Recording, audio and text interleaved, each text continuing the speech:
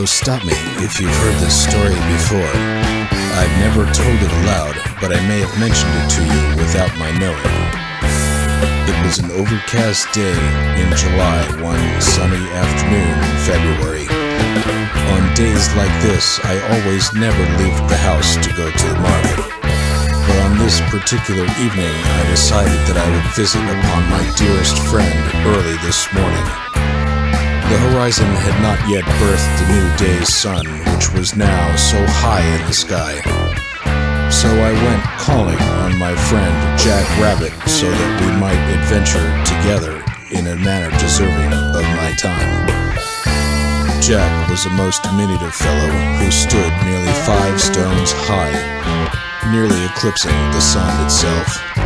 He was terribly busy, but eagerly joined me on my quest, if only out of sheer boredom.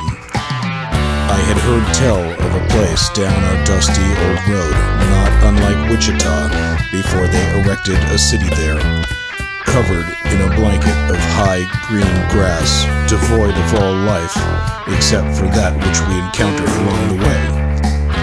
It's hard to be certain for how long we walked that day, while riding atop a mule that we borrowed from the local constabulary. I was certain that they should not mind that we expedite our travels with the use of their ass, but prudence dictated that we ask permission on our return trip. We traveled for days, finally arriving in good spirits at our destination the following afternoon.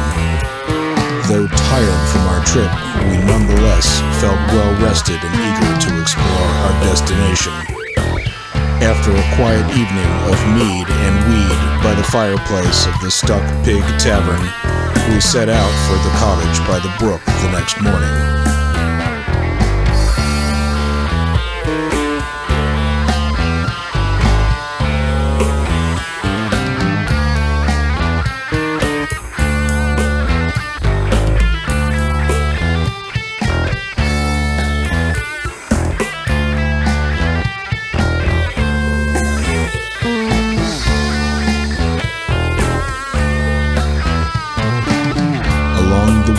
Where hedgehog mushrooms as rarely grow in this province of the kingdom in such bountiful quantity.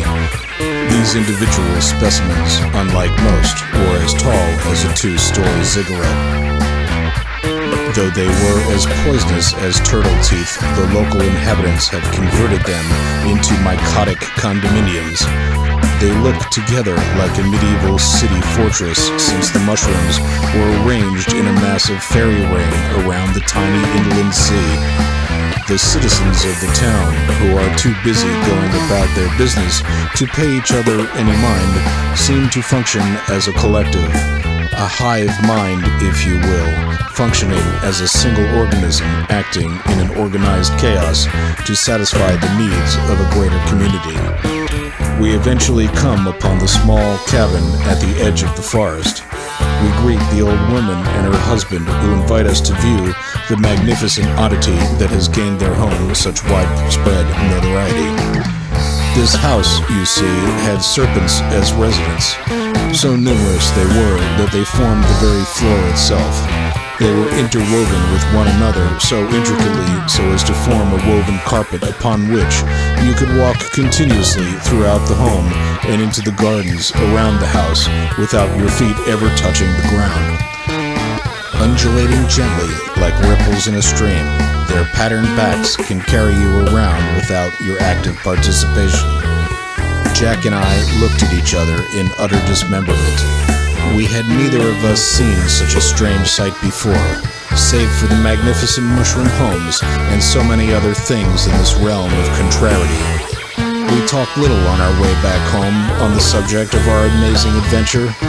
We could speak of little else, and we were speechless.